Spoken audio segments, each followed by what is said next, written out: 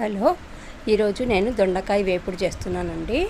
First దొండకాయ, తర్వాత onion బాగా కట్ చేసుకున్నాను.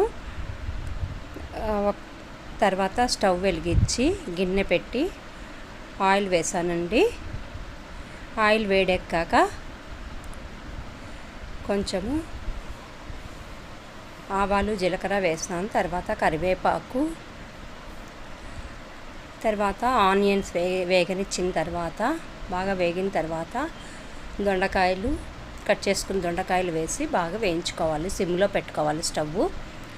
తర్వాత మూత పెట్టి కొంచెం పసుపు, ఉప్పు వేసి తర్వాత బాగా వేయించుకొని మళ్ళీ మూత పెట్టాలి. తర్వాత కొబ్బరి, వెల్లుల్లిపాయలు, కారం కొంచెం మిక్సీకి వేసుకొని ఆ వేగిన దొండకాయ వేపుడులోకి ఈ మసాలా పౌడర్ వేసుకొని వేపుకోవాలి. అంతేనండి, ఈరోజు దొండకాయ వేపుడు రెడీ అయిందండి.